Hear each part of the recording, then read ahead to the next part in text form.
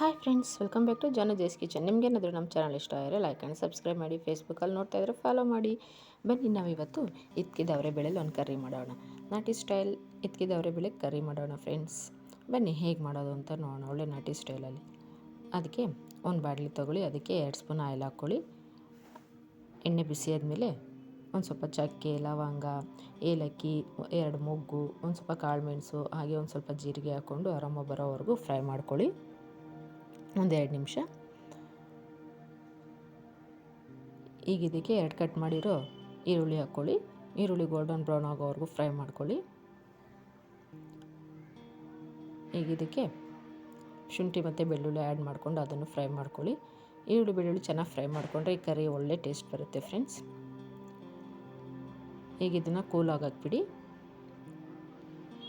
ಒಳ್ಳೆ creamy texture ಸಿಗುತ್ತೆ ಈರುಳ್ಳಿ ಎಲ್ಲ ನೀಟಾಗಿ ಫ್ರೈ ಆಗಿದ್ದರೆ. ಈಗ ಇದು ಕೂಲ್ ಆದಮೇಲೆ ಒಂದು ಮಿಕ್ಸಿ ಜಾರ್ ತೊಗೊಳ್ಳಿ, ಅದಕ್ಕೆ ಜಾರ್ಗೆ ಹಾಕ್ಕೊಳ್ಳಿ.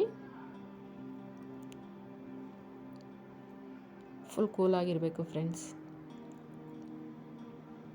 ಈಗ ಇದಕ್ಕೇ ಒಂದು ಸ್ವಲ್ಪ ಪುದೀನ, ಹಾಗೆ ಒಂದು ಸ್ವಲ್ಪ ಕೊತ್ತಂಬರಿ ಸೊಪ್ಪು,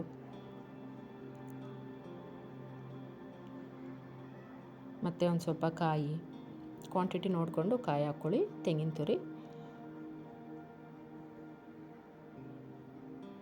1 ಸ್ಪೂನ್ ಕಡಲೆಪಪ್ಪು, ಒಂದು ಸ್ವಲ್ಪ ಗಸಗಸೆ ಒಳ್ಳೆ ಟೇಸ್ಟ್ ಕೊಡುತ್ತೆ ಈ ಕರ್ರಿಗೆ.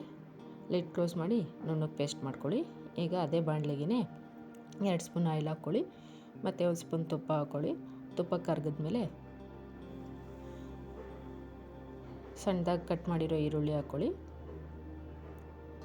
ಒಂದು 2 ನಿಮಿಷ ಫ್ರೈ ಮಾಡ್ಕೊಳ್ಳಿ.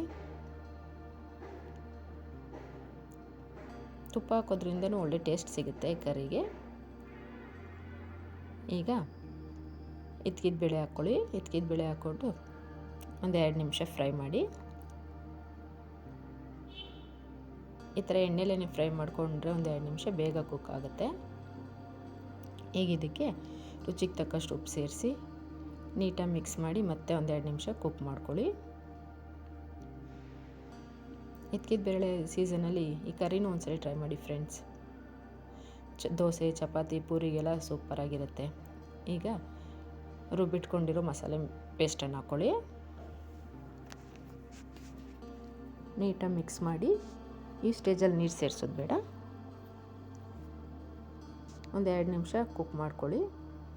ಈಗ ಇದಕ್ಕೆ ಸ್ಪೈಸಸ್ ಪೌಡ್ರ್ ಆ್ಯಡ್ ಮಾಡೋಣ. ಒಂದು ಸ್ವಲ್ಪ ಅರಿಶಿನ ಪುಡಿ, ಹಾಗೆ ಮನೆಯಲ್ಲೇ ಮಾಡಿರೋವಂಥ ಸಾಂಬಾರು ಪುಡಿ ಫ್ರೆಂಡ್ಸ್. ಬರೀ ಧನಿಯಾ ಪುಡಿ ಅಲ್ಲ, ಸಾಂಬಾರು ಪುಡಿ. ಮೆಣಸಿನ್ಕಾಯಿನೂ ಆ್ಯಡ್ ಮಾಡಿರ್ತೀವಲ್ಲ ಆ ಪುಡಿ, ಹಾಗೆ ಒಂದು ಅರ್ಧ ಸ್ಪೂನ್ ಗರಂ ಮಸಾಲ.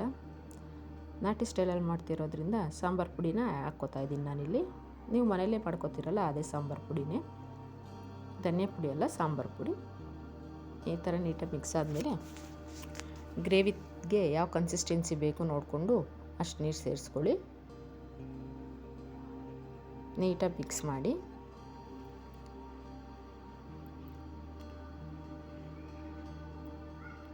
ಈಗ ಇದಕ್ಕೆ ಒಂದು ಸ್ವಲ್ಪ ಕಸೂರಿ ಮೆಥಿನ ಕ್ರಷ್ ಮಾಡಿ ಹಾಕಿ.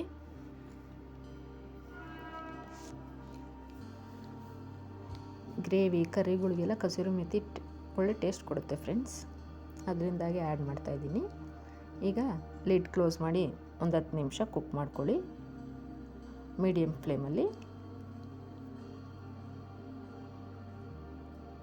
ನೋಡಿ, ಈಗೆಲ್ಲ ಚೆನ್ನಾಗಿ ಕುಕ್ ಆಗಿದೆ. ಈಗ ಸಣ್ಣದಾಗಿ ಕಟ್ ಮಾಡಿರೋ ಕೊತ್ತಂಬರಿ ಸೊಪ್ಪು ಸೇರಿಸಿ ಒಂದ್ಸಲ ಮಿಕ್ಸ್ ಮಾಡಿಕೊಂಡು ಮತ್ತೆ ಲಿಡ್ ಕ್ಲೋಸ್ ಮಾಡಿ ಎಣ್ಣೆ ಬಿಡೋವರೆಗೂ ಕುಕ್ ಮಾಡ್ಕೊಳ್ಳಿ.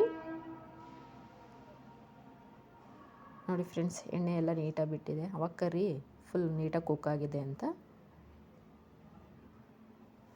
ನೋಡಿ ಫ್ರೆಂಡ್ಸ್, ಇದ್ಕಿದ್ದ ಅವರೆಬೇಳೆ ಕರಿ ನಾಟಿ ಸ್ಟೈಲಲ್ಲಿ ರೆಡಿಯಾಗಿದೆ. ಪೂರಿ, ದೋಸೆ, ಚಪಾತಿ ಅನ್ನೋದ ಜೊತೆನೂ ಟ್ರೈ ಮಾಡಿ friends.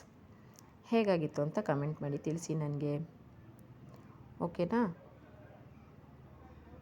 See you in the next video. Thank you.